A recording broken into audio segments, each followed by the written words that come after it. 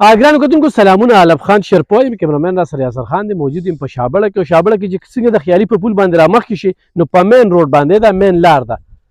دا مین لار د شابړې کلي ته تللې ده او د خیالي په پل چې راشي خو باغ اړخ راځي، په پړانګو راځي، نو عموم اسانه ده. 3-4 لارې دي خو دا په مین لار باندې دا خو وګورئ جي دا لار چې کومه ده کورونه هغه ځای کې وګوره. دا یو کور دی وګورئ، دا کور چې کوم دی نو ګرر بړی فروخته. نو دا کور چې کوم دی زه تاسو ته دننه ښیم او د هغې نه پس درته بیه وایم چې یاره دا په څو کېږي. دا موږ لاړو دې کور ته دننه. دا وګورئ جي ډېر زبردست چې کوم دی نو دا یوه کمره دا ستاسو د وړاندې ده. کمره دننه وښایه چې خو ښکلي سیلینګ هم پکې شوی دی او ورسره چې کوم دی نو راشه اټیچ باتروم هم دی ورسره او اټیچ باتروم سره سره چې کوم دی نو بره پکې غټ سټور هم دی. ښه غټ سټور هغه هم پکې شته دي. را به شو دویمې کمرې ته. نو دویمه کمره هم چې کومه ده ښه زبردسته شیلینګ پکې شوی دی. دا وګوره دا ستاسو د وړاندې دا وګورئ او دا وګورئ جي دې کې کچن هم جوړولی شي او کمره کولی هم شي. دا نه چې صرف په کچن لخه. دا درېیمه کمره دا وګورئ جي باقاعده چې کوم دی نو سیلینګ او ورسره دا اټیچ باتروم.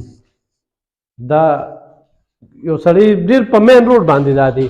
ښایي پوړی چې کومې دي دا وګوره. ښه دا خیڼ پمپ چې کوم دی یا پکې شروع دي.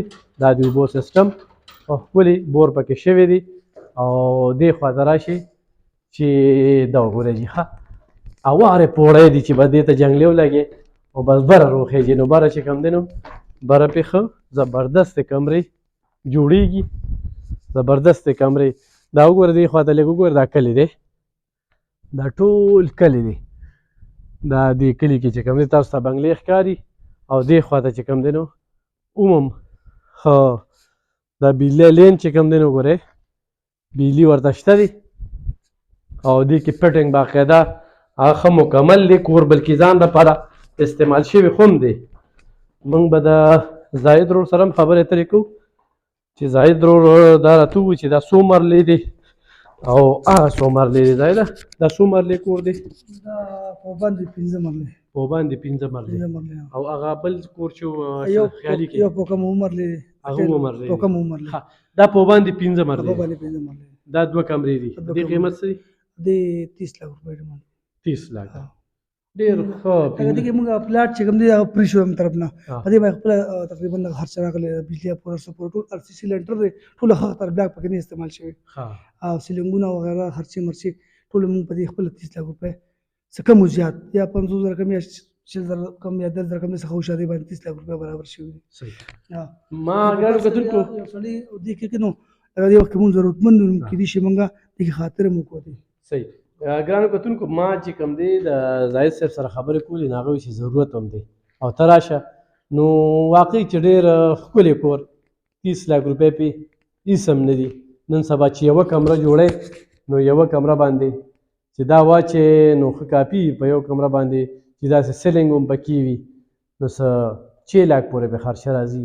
برنډه چې کمره ده تاسو وینئ او ښکلې برنډه ده. برم فټنګ هر یو سیز شوی دی. په دې چې کومې نمبر دي په نیغه پې رابطو کې د چام لګي څه د پاسه 15 مرلې کور دی او یو کچن 2 کمرې ورسره اټیچ باترومونه دواړو کمرو سره دي.